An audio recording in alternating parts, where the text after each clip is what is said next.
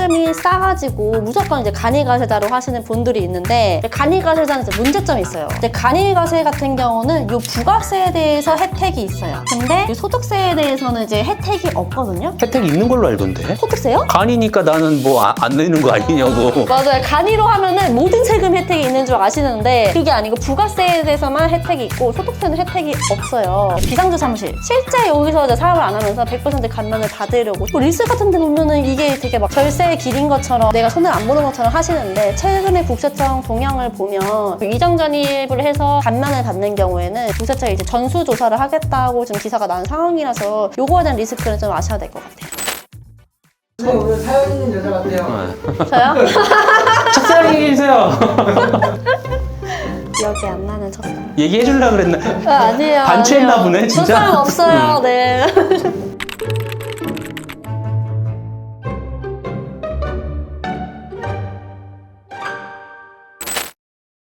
네, 오늘은 전자상거래 창업을 준비 중이신 분들을 위해서 창업 과정에서 이제 놓치기 쉬운 세금 문제랑 이제 절세 팁을 알려드릴게요. 창업할 때부터 좀 세금 문제를 좀 잘 준비를 하시는 게 중요한데요. 특히 전자상거래는 플랫폼마다 좀 처리하는 이슈가 좀 달라서 주의할 점이 많아요. 전자상거래 시작하려면 통신 판매업 필수라고 들었는데 설명 좀 해주세요. 이 플랫폼에 입점을 하려면 사업자 등록증이랑 통신판매업증이 필요한데, 구청이나 이제 정부24에 이제 신고를 하시면 되고, 이제 신분증이랑 사업자 등록증을 이제 제출을 하시면 가능해요. 그럼 통신 판매업 등록하기 전에 사업자 등록을 먼저 해야 되나요? 네, 맞아. 사업자 등록을 먼저 하고 그다음에 이제 통신판매업 등록. 그러면 이제 사업자 등록할 때 개인이랑 법인이랑 뭘로 시작하는 게 좋을지 모르겠어요. 어떤 걸 추천하실까요? 그러니까 대부분에는 개인 사업자로 하시는 게 가장 세금이 싸고, 그러니까 뭐 독점적으로 이거를 판매하는 게 아니라면은 사실 개인 사업자로 하는 게 세금이 가장 싸요. 일반 업종이면은 개인, 법인 뭘로 할지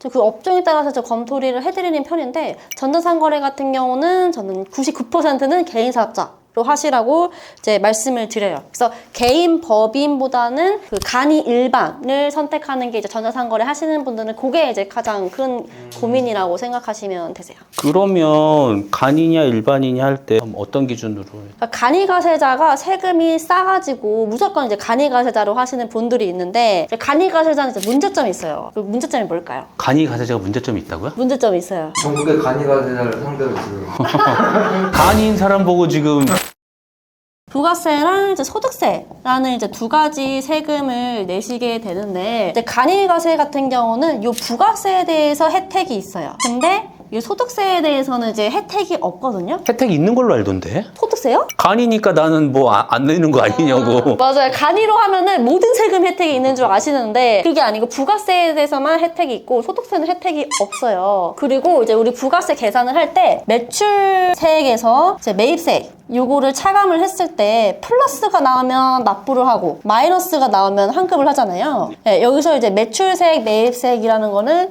이제 매출의 이제 10%, 부가세만큼 10%, 이제 매입의 10%. 요게 이제 일반 가세자. 예, 이제 루트잖아요. 근데 만약에 매입이 더 많아요. 그러면 일반 가세자는 여기 환급이 나오거든요. 근데 간이가세자는 이 환급이라는 개념이 없어요. 대신에 여기 10%가 아니라 업종별에 따라서 조금 10%가 아니라 조금 더 싸게 좀 할인을 해주는 개념이라고 생각을 하시면 돼요. 해외 판매자, 글로벌 마켓 판매하시는 분들 같은 경우에는 이제 수출이기 때문에 요 세율을 10%가 아니라 이제 0%로 이제 적용을 해주거든요. 그러면 무조건 매입세액밖에 없고 환급밖에 나올 수 없는 구조잖아요. 간이로 하면 환급 못 받는 거야? 맞아요. 글로벌 마켓 하시는 분들은 뭐 쇼피, 큐템, 아마존 이런 거 하시는 분들 같은 경우는 간이로 하면 진짜 환급을 못 받거든요. 근데 간이가세자를 꼭 등록을 하신 분들이 정말 많아요. 저에게 정말 많이 찾아오시는데, 일단 첫 번째는요, 간이가세자로 이제 등록을 하시면 안 되고, 간이가세자를 등록을 했더라도 이제 방법이 있어요. 일반 가세자로 할 수 있는 방법이. 포기?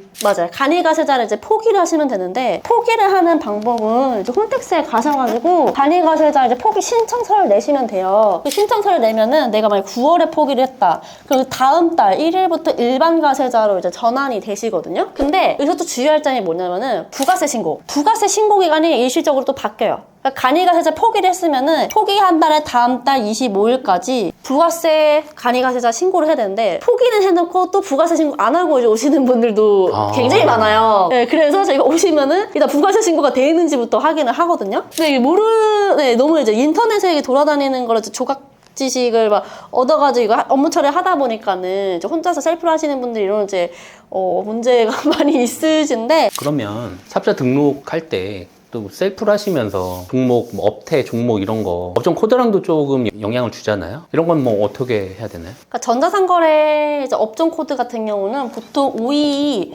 5102를 많이 하시고 여기서 이제 해외 구매 대행 같은 경우는 51, 5205 요걸 많이 하시거든요.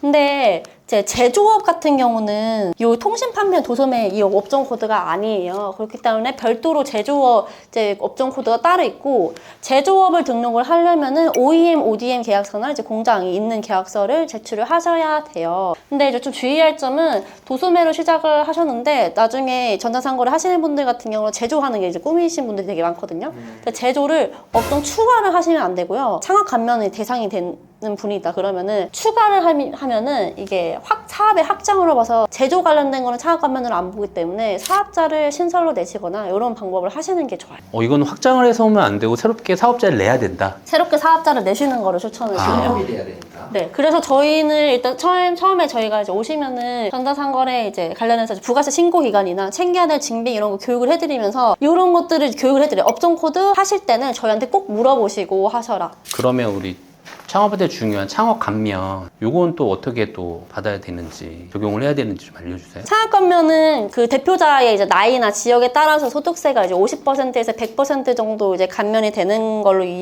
우선 이해해 주시면 되는데 그 감면이 이제 100% 되는 지역은 보통 지방이나 아니면은 이제 수도권 중에서는 용인, 김포, 송도 이쪽이 이제 100%가 돼요. 근데 이제 좀 문제점이 뭐냐면은 용인이나 송도, 김포 이런 데에 비상주 사무실 실제 여기서 이제 사업을 안 하면서 100% 감면을 받으려고 특히 전자상거래 같은 경우는 집에서 이렇게 창업하시는 분들이 많으시기 때문에 실제로 사무실이 없어도 소규모로 이제 시작하시는 분들이 많아서 비상주 사무실로 해서 100% 감면을 받으려고 하는 경우가 있고 뭐 리스 같은 데 보면은 이게 되게 막 절세의 길인 것처럼 이렇게 해야 뭐 내가 손을 안 보는 것처럼 하시는데 최근에 국세청 동향을 보면 위장전입이라고 표현을 하더라고요. 위장전입을 해서 이런 감면을 받는 경우에는 좀 유의를 하겠고 국세청이 이제 전수조사를 하겠다고 지금 기사가 난 상황이라서 요거에 대한 리스크는 좀 아셔야 될 것 같아요. 되게 이거는 주의해야 될 상황이네요. 현재로서 저 비상주에다가 그 사업장 주소지를 놓고 23년, 뭐 22년 감면 받았던 전자상거래 대표님들은 좀 예의주시해야 될 상황 같다. 그죠. 이게 이제 여기서 사업을 안 한다는 거가 걸린다는 거 굉장히 쉬워요. 왜냐면 카드 사용을 주로 뭐 어디서 했고 포장 같은 거 이런 거 뭐 어디서 해서 어떻게 보냈고 어디서 보냈는지. 네, 어디서 보냈고 이런 것들을 다 추적이 가능하기 때문에 사실 이런 거는 권리 되게 쉽다라고